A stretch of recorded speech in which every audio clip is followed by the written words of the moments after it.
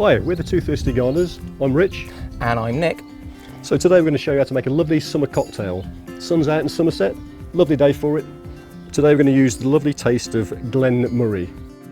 Yeah, it goes really well in this cocktail, Rich. It's fresh, sweet, and adds a nice bit of depth to go along with the bitters. Excellent. What we got in store?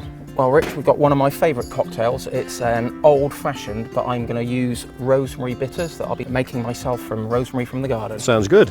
I'd say you need a small handful, maybe 5 sprigs. Have a sniff. Let's have a sniff of that. It smells really fresh and rosemary. It's lovely, isn't it? There we go.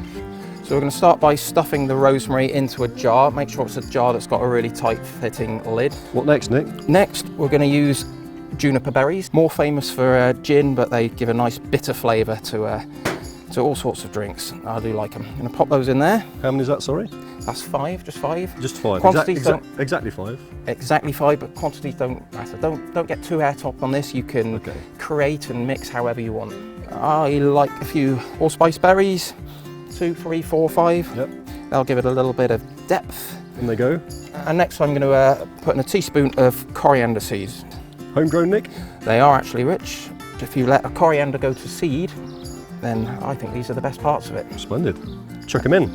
In they go. And that's it. That's all the ingredients you need, apart from, obviously, your Glen Moray whiskey. A couple 100 mil should do this. Okay, right. Again, quantities aren't vital. It's one of those things where the whiskey is extracting the flavour from those ingredients. So look at that. Go lovely. in. There it is. That should do the job. It smells good already, actually, doesn't it? It does smell Have a good. whiff. That's that lovely have a fresh sniff. taste of the whiskey doing the job Ooh. there. Oh yeah, that smells fantastic. Nice. So I'm going to put the lid on and I'm going to give it an initial shake.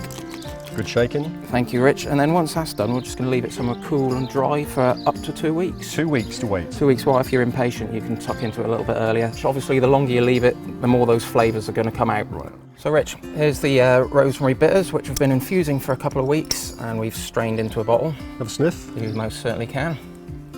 Oh yeah, that's lovely. Yeah, really quite spicy, but quite floral as well, actually, isn't it? Yeah, Quite, it is.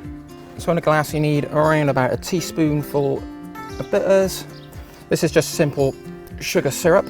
Okay, yeah. So that will really pull through those sweet flavours of the whiskey. I'm going to put some ice in the glass. Hope you've washed your hands. I certainly have. No sun cream lotion on these hands. So just going to give it a little swirl to mix the bitters with the syrup. Then all we're going to do is get our Glen Moray whiskey, around about 50 mils, and maybe a little sprig of rosemary for that extra olfactory greatness. Cheers. Cheers. You've got those fruity flavours, the allspice and the juniper pulling out the whiskey's fruitier notes. Very good. So I think this is a great way of enjoying the flavours of whiskey on a hot summer's day. I think you're right. Cheers. Cheers.